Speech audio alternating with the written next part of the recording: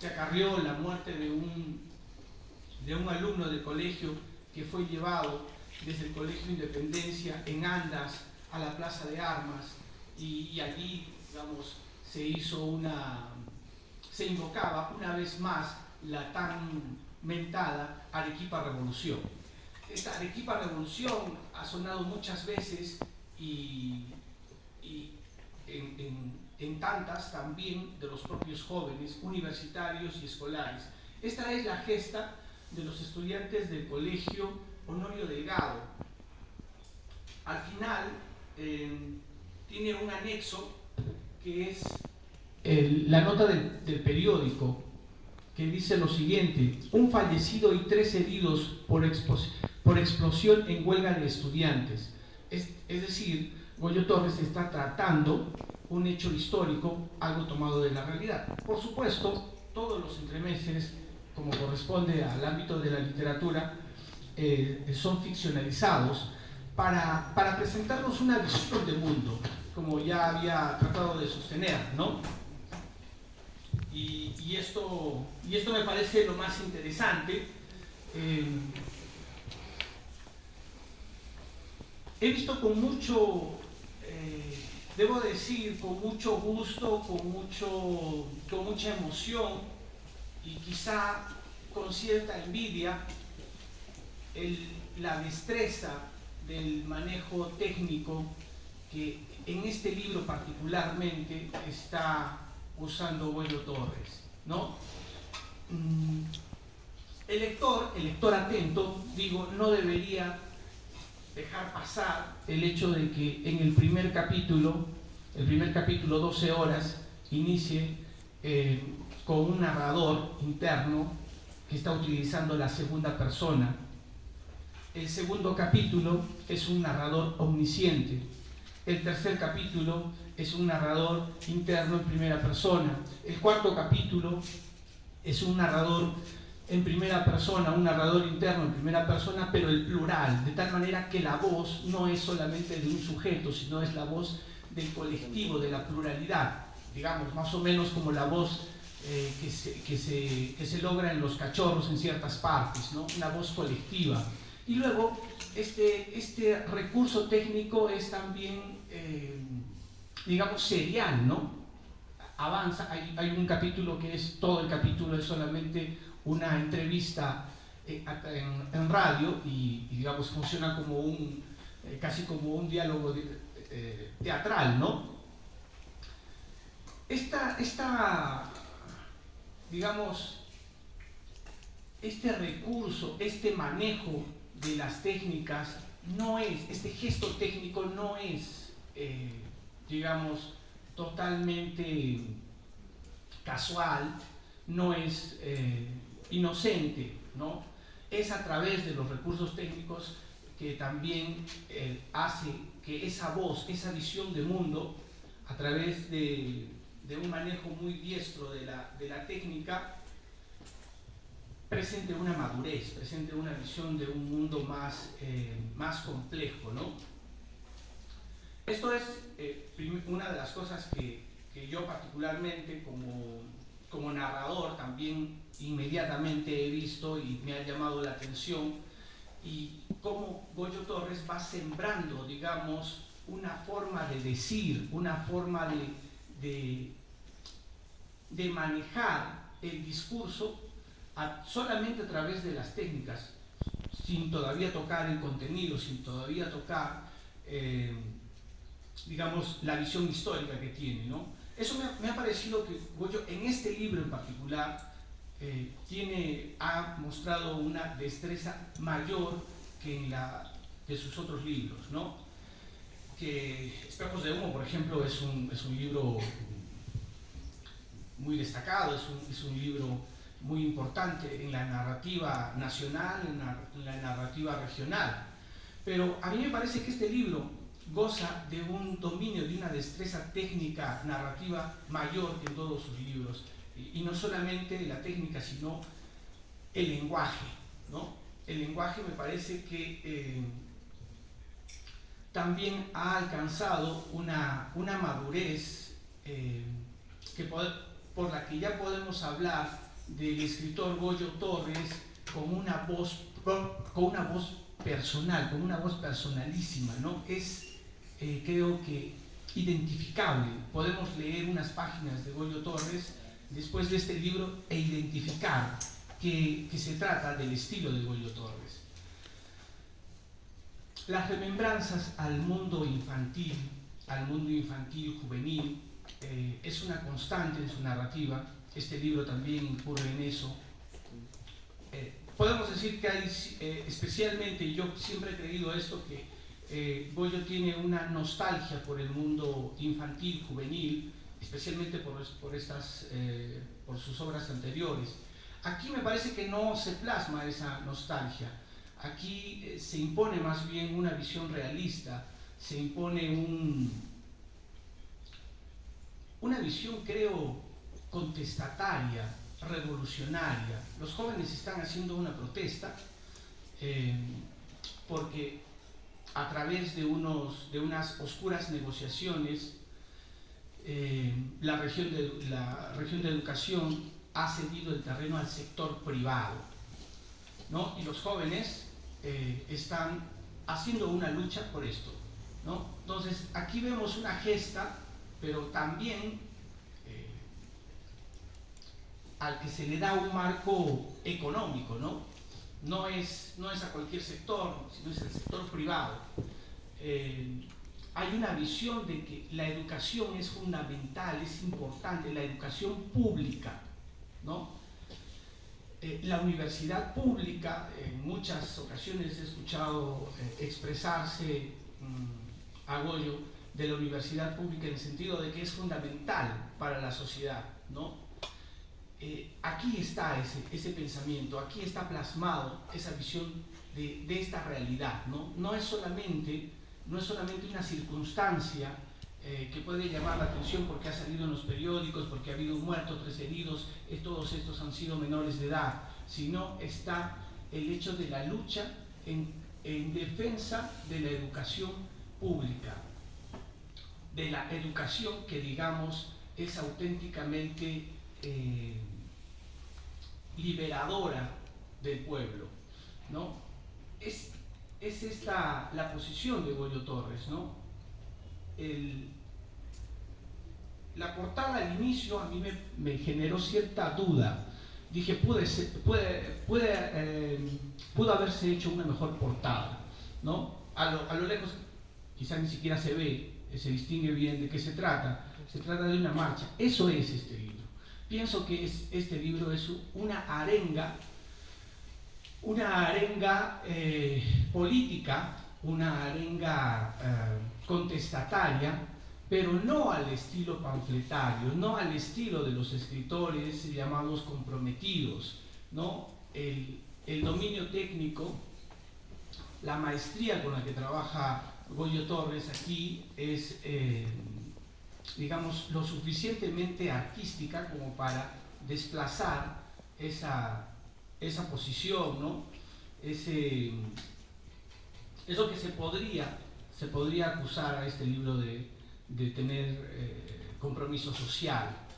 Todo el libro tiene una posición ideológica. Este libro, por supuesto, tiene una posición ideológica bien clara, pero también tiene un dominio técnico, un dominio estilístico muy bien logrado. Eso a mí me parece la mejor conjugación para un escritor, ¿no? Ya decía José Saramago, un escritor tiene que tener una posición estética y ética.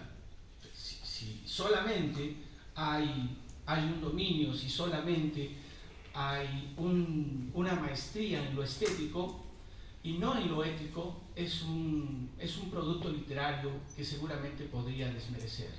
Y si solamente tiene una posición marcadamente ética, sin una maestría, sin un dominio de lo estético, también será un producto literario que desmerece.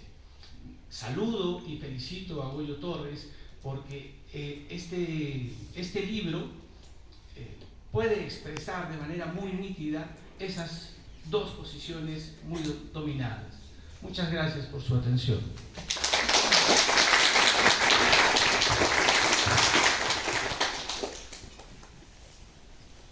Vamos a escuchar ahora al escritor Goyo Torres, que también cumple la función de docente. Hemos traído algunos ejemplares para obsequiarlos esta noche. Todavía estamos dudando en cuanto a la manera, en cómo vamos a hacerlo. Claro, el sorteo puede ser.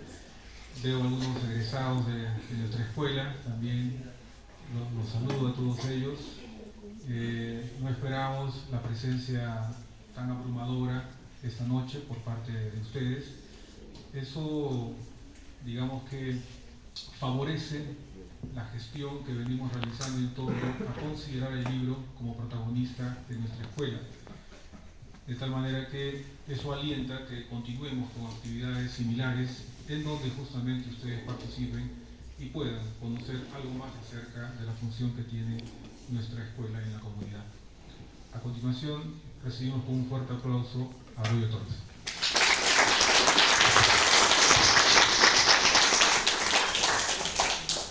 Gracias. Primero agradecer a Juan Yufra, director de la Escuela de Literatura y Lingüística, por la organización de estos eventos. Después de mucho tiempo se desarrolla por el mes de las letras peruanas en general, presentaciones de libros, conversatorios, como el que hubo ayer, por ejemplo, por el Día del Libro, y se dejaba extrañar porque había una cierta orfandad en ese aspecto, ¿no? O sea, todas las organizaciones en la ciudad solían organizar eventos, presentaciones, conversatorios por estas fechas, y en la misma época nosotros a veces pasábamos desapercibidos. Este año creo que he marcado esa diferencia. Creo que esta es ya la tercera presentación, si mal no me equivoco, y entonces estamos cumpliendo ese rol también de colaborar y participar para que el libro, la actividad literaria en general y la cultura también sea el centro de la formación de ustedes. Agradecer también a Jorge Montesa, profesor de ustedes también, por la gentileza de sus palabras. Y yo lo que quiero hacer es, voy a leerles un fragmento, como hacía en su momento Delgado Luján. Conversábamos, leía una parte y le decían: ¿quieren conocer toda la historia? Compren el libro. No les voy a decir que compren el libro, pero para que por lo menos tengan la curiosidad de leerlo. Es en realidad contando todos los libros que he ido publicando, no sé, en el transcurso de los 20 años que llevo metido de lleno en el asunto de ser docente y ser también escritura. Es el 10º libro, no todos de ficción. Tenemos trabajos como el que tienen al frente, el de tapa crema, por ejemplo, que este es un trabajo académico, digamos, que ganó un concurso en el 2006. Trabajamos junto con la profesora Rosa Núñez, creo que alguna de ustedes ha llevado también cursos con ella. Hay otras publicaciones que hicimos con Juan, por ejemplo, para una antología esencial del cuento subperuano. Eso es académico, pero netamente literario está el primer libro de cuentos que salió en el 2002, que es El amor después del amor, edición agotada. Se agotó el anteaño pasado en una invitación que hubo de parte de estudiantes de colegio, en donde masivamente compraron junto con los libros de Hiero. Hiero vendió más, obviamente, que yo, pero se agotó ahí, oficialmente, no queda ni un ejemplar de ese libro. Luego, el segundo libro de ficción es una novela breve, corta, juvenil, podría llamarse, que ganó premio Copé de cuento, y que el comentario que hicieron del cuento, no era mi intención escribir una historia infantil, pero el comentario que hicieron del cuento en la antología que saca Petroperú señalaban que era un cuento infantil. Textualmente decía el que había hecho el comentario: y finalmente un cuento infantil digno de cualquier antología latinoamericana. De esa palabra se tomó un editor que era Carlos Rivera y me dijo, publiquémoslo en forma de libro. El cuento era un poco extenso, era el máximo que pedía Petroperú como páginas, y lo sacaron, él lo sacó como libro infantil. La idea era que sacarlo con ilustración, no fue posible, las ilustraciones no me gustaron, no me agradaron, y entonces salió así. Y ese fue hasta ahora el libro más vendido que he escrito. Digo de ficción, porque el libro en realidad más vendido que tengo es el de Cómo motivar la lectura, ¿no? Que fue comprado masivamente por profesores, con ensayos de literatura, educación y sociedad, ¿no? Es el título completo de ese libro, de ensayos en realidad. Pero de ficción fue Cuando llegaron los guairuros, ese es el título del libro. Luego siguió el segundo libro de cuentos. Ruan me dice que ya ha sido agotado, pero siempre lo veo con un ejemplar, por lo menos en los viajes que hace él con la editorial. Nada especial, que es un libro mucho más trabajado, que ahí creo que empecé seriamente a trabajar el lenguaje, ya con una intención de trabajar literariamente, digamos, ¿no? el lenguaje.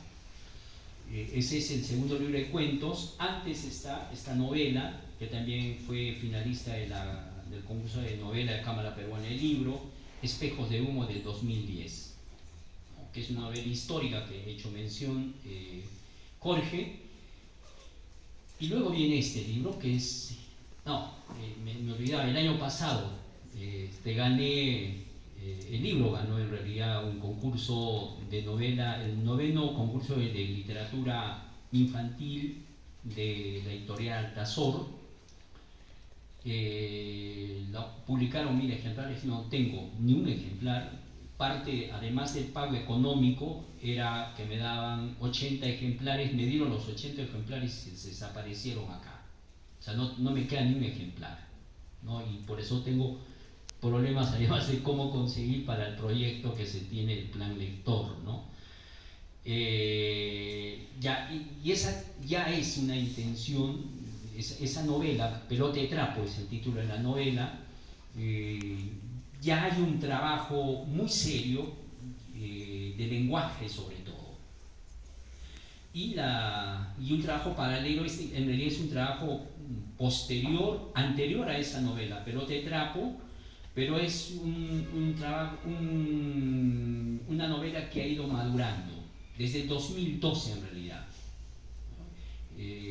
Ha ido madurando, se hizo muy extensa, llegaba a 200 páginas en el manuscrito, me pareció que era mucho, se redujo a 50, luego ha ido cambiando, es el trabajo para los que les gusta la narrativa, es un trabajo normal. No es corregir y corregir y corregir y corregir y seguir corrigiendo y corregir hasta que uno se sienta satisfecho con el trabajo, o por lo menos pare la mano y diga ya no, ahí lo es, ¿no? Y en una de esas versiones le pasé a Jorge, que era mucho más voluminoso el manuscrito. Finalmente envió un concurso, la novela, en plena pandemia, y ganó el concurso. Solo que no publicó quienes convocaron al concurso por la excusa de la pandemia y tampoco me dieron el premio, por cierto, que eran 10.000 soles, nunca me dieron el premio. Entonces estaba la novela dormida ahí y Juan me dijo justo el año pasado, por octubre, hay que publicar, ya que la facultad, y él estaba a cargo de la, ¿cómo se llama? La oficina, centro de impresiones de la facultad, vamos a publicar varios libros, sería bueno que se publique la novela y bueno, se publicó. Entonces también es un poco la gestión y el empuje de Juan, que ahora tenga la novela ya en una versión física. Yo tampoco me agrada mucho el diseño de la tapa. Pero me gusta mucho el papel. El papel está bien. No salió en blanco como sacaron el libro de poesías, pero bueno, ahí nomás. Lo que quiero hacer con ustedes ahora es compartir.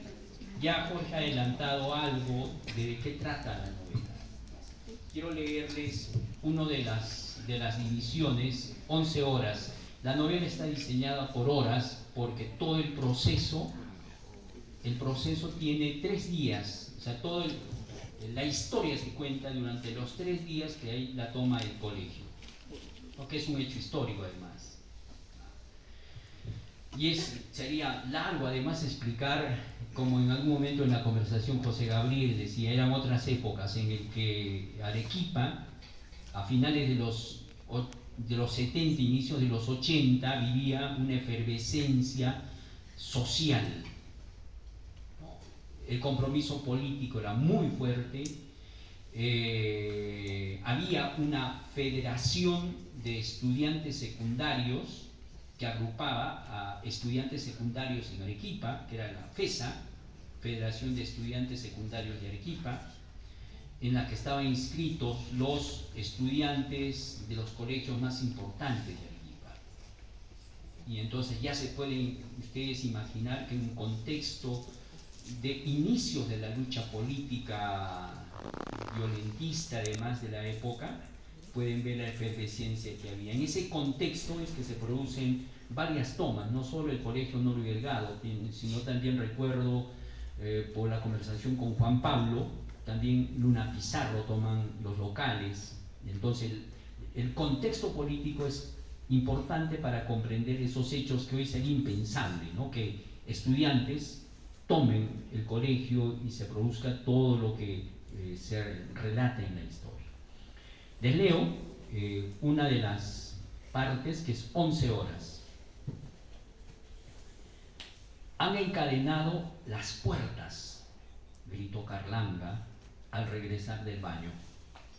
Los de quinto han encadenado las puertas. La clase explotó en una carcajada rotunda. Carlanga era un verdadero payaso, el bromista del colegio. Lo conocían todos, hallaba gracia en cualquier cosa, sacaba ocurrencias hilarantes incluso de situaciones insospechadas. Los chicos solían decir que de 10 palabras pronunciadas por Carlanga, 11 eran mentiras. Con un caminar chaplinesco, su propia anatomía parecía una broma. Hasta los docentes caían víctimas de sus inocentadas. En cierta ocasión, el profesor Arnaldo Guerra tomaba lección oral sobre ortografía que había desarrollado en la clase pasada. Cuando llegó ante Carlanga, le lanzó la pregunta de sopetón. Dígame, Cáceres, ¿cuándo se usa la H? Aguardamos expectantes, manteniendo en suspenso la respiración. Carlanga parecía un maniquí. Cuando es necesaria, profesor, respondió con la cara no exenta de picardía. Una carcajada estruendosa estalló en el salón. Así era Carlanga, bromista hasta la perdición y mañoso como un payaso.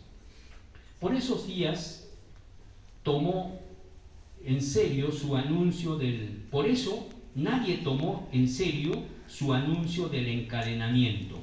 Creímos que era una más de sus bufonadas. En serio, por Diosito, insistió casi suplicante con voz de loro y santiguándose. Algo de sinceridad debimos notarle, pues entonces la clase se agolpó a los ventanales. Todos pugnaban por hacerse un espacio y observar las entradas del colegio. En efecto, 2 gruesas cadenas arrojaban los portones. Inmediatamente se apoderó una anarquía absoluta en los chicos. Nos desentendimos de Chocano, el profesor de arte con quien hacíamos clases. Él intentó dominar la situación exigiendo calma. Fue imposible ante el mare magnum de escolares. Al final optó por asegurar que sus acuarelas y pinceles no sufrieran daño. permaneció junto al pupitre en una actitud de monje asustado, protegiendo sus pinturas. En pocos segundos, la clase quedó desierta. Corredores y pasillos fueron abarrotados por un enjambre de voces juveniles y una atmósfera generalizada de recreo. Lo propio ocurría con el resto de salones. La noticia del encadenamiento se había extendido como reguero de pólvora. Alumnos de primero, segundo y tercero gritaban encaramados a los ventanales. Los auxiliares y docentes intentaban poner orden a toda costa. Grupos de estudiantes desbordaban sin concesiones las puertas de aulas y oficinas. En cuestión de minutos, el colegio semejaba un hormiguero en frenético movimiento. Observamos a los chicos de quinto desplazarse presurosos para cubrir los flancos del local, premunidos de palos, varillas de hierro y otros objetos contundentes. Cuarto año hizo lo mismo. Los vimos desparramarse cerrando o abriendo aulas. A quienes ganaron el patio los conminaron a mantenerse apostados en el centro. Kioscos y oficinas cerraron por temor a saqueos como ocurría en las marchas callejeras. Yo permanecí atónito apreciando el suceso desde las ventanas de mi clase. Han estado preparados. Oí a mi costado una voz trémula. Era Dávila, que contemplaba los acontecimientos con ojos alucinados. Por el estrecho pasillo trotaban, soltando risotadas, chicos de segundo que subían a nuestro piso para obtener mejor panorama. ¿No te dije que iban a tomar el colegio?, siguió hablando Dávila. Se había quitado la chompa y amarrado a la cintura. La camisa manga corta dejaba ver sus blancos delgados, blancos y lampiños. ¿Por qué han tomado los locales?, me atreví a preguntar. Un pequeño de primer año que venía corriendo se dio de bruces contra Dávila. Este lo dejó partir simulando propinarle una patada. Volvió a tomar la postura inicial impertérrito. Por los terrenos del colegio, respondió. Dicen que nos lo van a quitar. En ese momento sonó el timbre con un aullido lacerante y ubicuo. Usualmente el timbre llamaba a formación al ingreso y salida, también cuando había emergencias o para los simulacros que programaba el Comité de Defensa Civil. Su chirrido era el bálsamo redentor en clases aburridas, pero igualmente significaba la pesadilla en exámenes intrincados. Sin embargo, el llamado de aquel momento tenía otro propósito. Por el parlante empezaron a convocar para que las secciones se desplazaran al patio principal. Reconocí en el micrófono la voz aflautada de Chirinos. Aunque muchos alumnos ya estaban fuera de las aulas, después del llamado otro tanto apareció de pisos superiores. Piquetes de quinto y cuarto subieron a los salones para evitar que algunos bromistas se escondieran. Revisaron aula por aula. Los de tercero nos sumamos a esa tarea voluntariamente. Chicos de primero y segundo, por dárselas de graciosos, intentaron ocultarse en los urinarios. Descubiertos, fueron sacados a empellones. Un tropel de pantalones grises y camisas blancas se agolpaba en la luneta. Se hallaban desconcertados sin saber qué actitud tomar frente a las órdenes que se impartían desde el altavoz. Cada sección debe colocarse en el lugar de costumbre, se oía a Chirinos desde el parlante.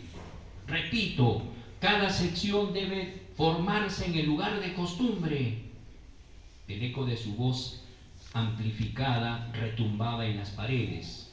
Los vidrios tiritaban por las ondas sonoras. La masa de uniformes grises comenzó a asumir cierto orden. Varias voces especulaban que los dejarían salir. Alumnos mayores, no involucrados en el asunto todavía, se rehusaban a obedecer las indicaciones. Frente al grupo había chicos de cuarto y quinto. Puga se sumó a ellos. El alumnado comenzaba a impacientarse. Al cabo de unos minutos subió al estrado la figura delgada de Tribilín Cano. Era el brigadier general. Ostentó ese cargo desde tercero sin que nadie, ni siquiera el loco Vichy, que se lo arrebatara. A fuerza de disciplina y empeño se había quitado la chompa. A fuerza de disciplina y empeño se mantuvo en el puesto hasta que concluyó quinto. Ese día se había quitado la chompa con el correaje y las insignias que lo acreditaban como brigadier general. Permaneció solo en mangas de camisa. Una silbatina brotó del conglomerado. Duró breves segundos y después reinó un rumor de colmena. «Compañeros, presten atención», gritó. Su voz se escuchaba nítida y severa por el micrófono. La masa de alumnos todavía demoró en apagar el rumor. A través de las ventanas se dibujaban siluetas de profesores y administrativos observando alelados. «Compañeros, invoco para que guarden orden», insistió Tribilín Cano, encampanando la voz. «Voy a dejar en el uso de la palabra al compañero José Gutiérrez, de quinto año». José Gutiérrez era el Gato, el estudiante más popular del colegio. No era un alumno modelo académicamente, pero era el capitán de la selección de fútbol que el año anterior obtuvo el campeonato escolar nacional en la capital. Se trataba de un líder indiscutible. Se había trompeado y vencido a los más pintados de quinto y cuarto, buen bronquero, sabía relacionarse con cabecillas de años inferiores y mantenía fluida comunicación con líderes de otros centros educativos.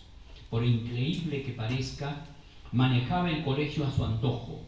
Se rumoreaban incluso que cuando estuvo en tercero hizo votar al profesor de química luego de un oscuro incidente donde anduvo involucrada una practicante.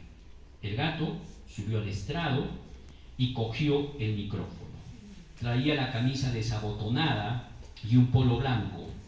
Desde arriba barrió con la mirada aquella masa de estudiantes nerviosos. Nuevamente el orden amenazaba con desaparecer. «Compañeros», habló elevando la voz. Una débil silbatina volvió a elevarse casi por inercia. Alguien desde los urinarios lanzó agua. Alumnos de cuarto se desplazaron llamando a mantener orden. «Compañeros», volvió a repetir el Gato. Esta vez habló seguido. «Hemos tomado los locales del colegio como una medida extrema, pues nos han quitado el terreno de los arces». Hizo una pausa estratégica. El silencio extendió su manto e hipnotizó a la concurrencia. Hasta las pilastras parecían atender. «¿Conocen el terreno?», preguntó. «Sí», respondió el conjunto. «Hace años nuestros padres gestionaron ante el general Velasco esa propiedad», era la época militar, ¿no? «Incluso con esfuerzo, el año pasado se han levantado 2 aulas, pero ahora nos hemos enterado que las autoridades del colegio y de la Cuarta Región de Educación han entregado ese terreno a una empresa privada». «No, no puede ser», se escucharon voces solidarias. «Queremos nuestros terrenos». Ante las vehementes palabras estallaron aplausos. La voz del Gato cada vez se hacía más efusiva y grave. El sol fustigaba con una persistencia maníaca. No soplaba una hebra de viento y el hormigueo de los estudiantes amenazaba con estallar como un cráter. «Por eso, compañeros, los alumnos del colegio nos declaramos en huelga exigiendo que nos devuelvan el terreno. Debemos formar un solo cuerpo. El problema no solo afecta a quinto y cuarto, el problema es de todos nosotros y lo sufrirán más quienes cursan años inferiores». «¡Bravo! Sí», se escuchó respaldos unánimes del conglomerado. «Sí, huelga, huelga general, huelga de hambre». A esas alturas ya nadie guardaba orden. Los estudiantes se arremolinaban alrededor de la plataforma del orador, se apretujaban unos con otros, situación que algunos aprovecharon para pasarle mano al chino. «Ya, suave rosquete», respondió aquel. Alguien soltó un pedo ruidoso y la collera festejó abanicándose exageradamente con las manos. «Todos los estudiantes de este colegio nos declaramos en huelga», fustigó el Gato. «Huelga, huelga, huelga», resonó en todo el colegio. «Huelga, huelga, huelga», rebotó en los muros. Los gritos encrespados colmaron el recinto y se elevaron como un tornado por la garganta del cielo. Alarmados por la bullaranga, vecinos de casas aledañas asomaron con miradas escrutadoras desde las plantas superiores. ¡Compañeros!, gritó el gato, presa de una energía febril. ¡Compañeros! ¡Nos devuelven el terreno o hacemos huelga indefinida! ¡Terreno o huelga! ¡Terreno o huelga! ¡Terreno o huelga!, secundó el alumnado. Con eso concluyó la intervención del gato. Al descender el estrado tenía el rostro bañado en sudor.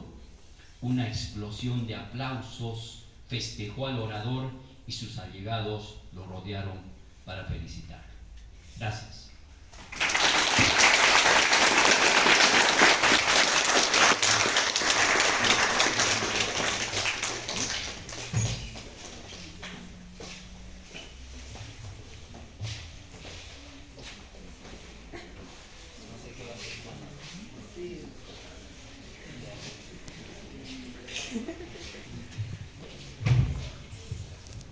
Bueno, para cerrar esta presentación del libro de Goyo Torres, se han traído algunos ejemplares, pero luego que no va a alcanzar para todos. Les pido por eso las disculpas en el caso. Van a haber más eventos, desde luego. La idea es que el estudiante se conecte con el texto, se conecte con la creación literaria y pueda también participar, ¿por qué no?, de lo que se conoce como recepción crítica. Entonces, para darle un barniz de imparcialidad, me gustaría convocar a algunos egresados que hoy nos acompañan, Garcés y Mauro, por favor, y que ustedes, de una forma discrecional, libremente, entreguen ejemplares, por favor. No que se queden con los libros, sino que nos ayuden, por favor, a entregar por cada fila 2 ejemplares, de una manera aleatoria.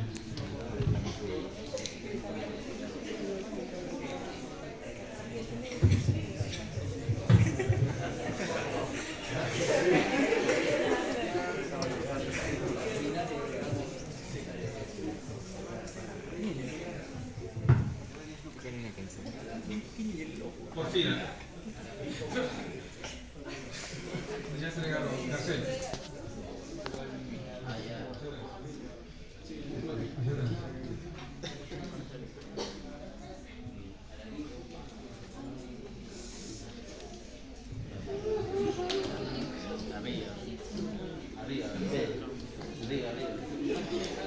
Acá faltó. Acá faltó, no fue ninguno.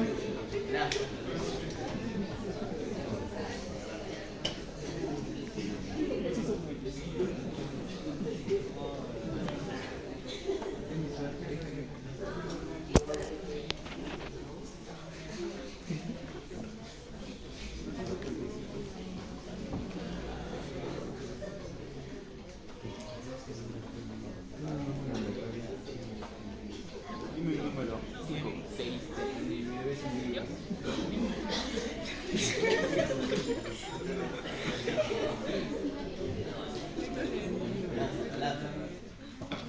Dime el número, si adivino. Gracias. Voy a ver si me yo. Es de Rosa Luna. ¿Dónde se vio? ¿Dónde tenía ese video?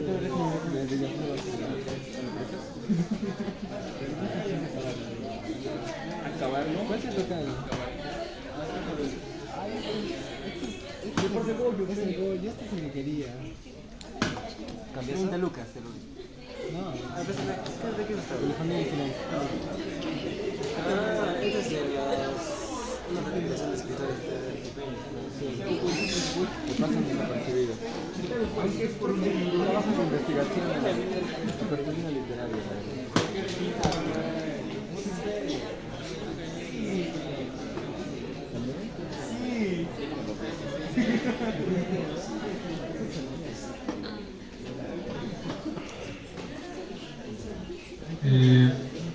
A pedido del profesor Goyo, vamos también a entregar algunos ejemplares de Paradero 25. ¿Ya? Pero tenemos problemas pues, con la modalidad. Sorteo.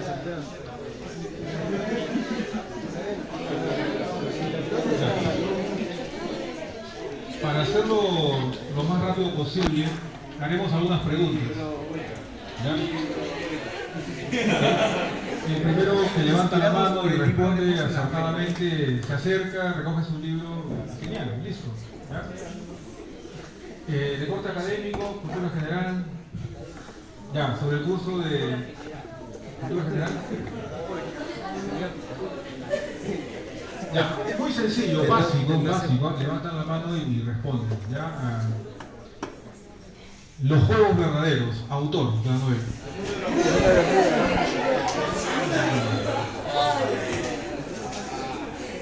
Otra pregunta. Los sistemas literarios que propone Antonio Cornejo Polar. 3 sistemas.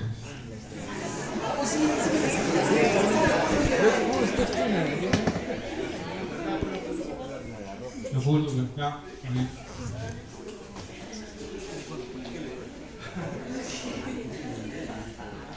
A ver. Jorge Basadre, conocido como un historiador importante de la República Peruana, el periodo o el siglo donde focaliza su atención en sus estudios, ¿cuál es? El siglo que atiende más el historiador Jorge Basadre. El siglo XVIII.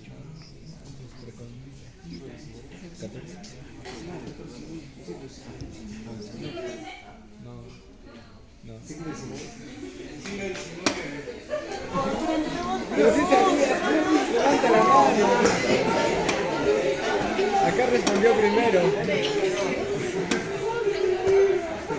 Año de fundación de la Universidad Nacional San Agustín. No. Va a cumplir su bicentenario ya en pocos años. No, ya anulamos eso porque 1828. A ver, ya, sencillo para cerrar también. 3 escritores de Arequipa, narradores. Mauro.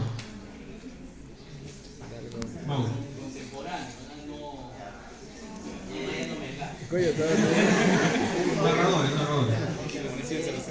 De los 3 de la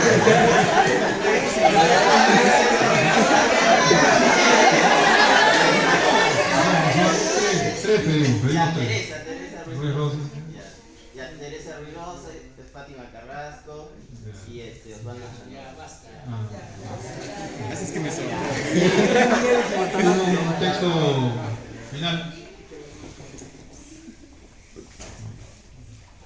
A ver, poeta de la vanguardia, nacido en Arequipa, autor de importantes volúmenes, entre ellos Antología Personal, Arenga, Alberto Hidalgo. Brian. Muy bien, vamos a continuar con este tipo de presentaciones. Agradezco mucho su presencia.